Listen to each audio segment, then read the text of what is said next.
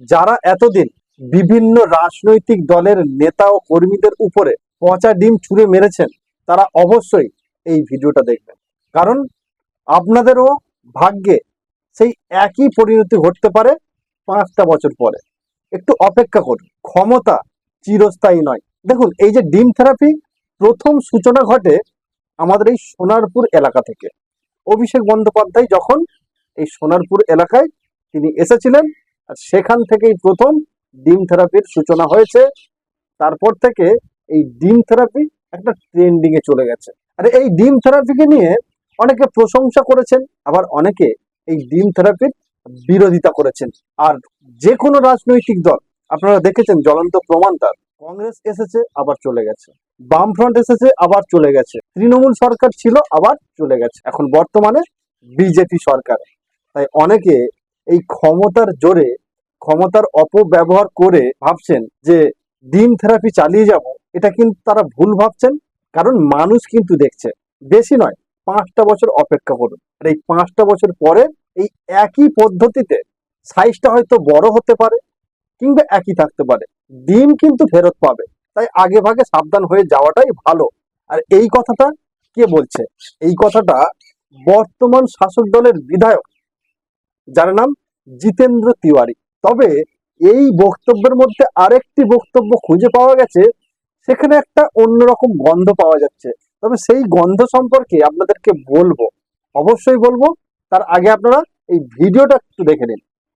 এখন শুনছো তো তৃণমূলের উপর কেমন ডিম ছুটছে, তাই ছুটছে তো। তো 5 বছর পরেও তো আবার ডিম পাওয়া যাবে। তো যে ডিম আজ ওদের উপর ছুড়া হচ্ছে, আমরা যদি আমাদের মধ্যে যদি বেশি অহংকার চলে আসে, তো 5 বছর পর ওই ডিম আমাদের উপরে ছোড়া। এই জন্য যদি চাইছো যে 5 বছর পর আমাদের উপর কেউ ডিম না ছুড়ুক, তাহলে এখন থেকে একদম সরল ভাবে থাকতে হবে। তখন সবার জন্য পাখা লাগাবার পয়সা নাই, এই দুটো পাখা না আনলেই হতো। এরপর থেকে যা কিছু করবে সবার জন্য যেটা করতে পারবে সেটা করবে, যেটা পারবে না সেটা করবে না। বিশেষ সুবিধা দেওয়া দরকার নেই। এই আমাদের দিকে এসি থাকবে, আমাদের দিকে পাখা থাকবে, আর যারা আমাদেরকে এমএলএ করলো, যারা আমাদেরকে নেতা করলো, তারা কষ্টের মধ্যে থাকবে, তারা গরমের মধ্যে থাকবে, তারা কলের জল খাবে। আর দেখুন, এই বক্তব্যটা আপনারা শুনেছেন, আপনারা অনেক রকম মন্তব্য করতে পারেন। তবে এর ভিতরে যে গন্ধটা পাওয়া যাচ্ছে ভবিষ্যৎ পরিকল্পনা নিয়ে। যখন 4 তারিখের পর থেকে একে একে বহু তৃণমূলের বিধায়ক ভালো তৃণমূলে চলে এসছে, আবার অনেক তৃণমূলের সাংসদ বিজেপিতে যোগদান করেছে। তাই এই জিতেন্দ্র তিওয়ারি তার বক্তব্যতে একটুকু স্পষ্ট যে ভবিষ্যতের একটা রাস্তা হয়তোবা খোলা থাকতে পারে। যখন তার নিজের দল ক্ষমতা হারাবে, সেই রাস্তাটা অর্থাৎ একটা পা বাড়িয়ে রাখার মতো এই বক্তব্যগুলো কিন্তু দিয়েছেন। যতটা ধারণা আর কি, আপনাদের কি ধারণা সেটা কমেন্টে লিখবেন।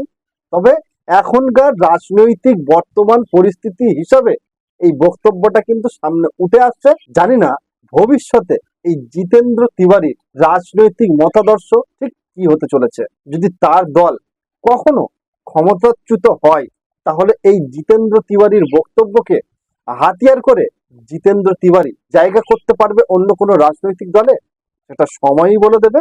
তবে আপনারা ঠিক এই বিষয়টা কেমন ভাবে দেখছেন? তার বক্তব্য অনুযায়ী যে ডিম যেভাবে ছোড়াছড়ি হয়েছে, 5 বছর পরে রিটার্ন আসতে পারে, এই যে বক্তব্য, তিনি কি আগে ভাগে কিছু দেখতে পাচ্ছে?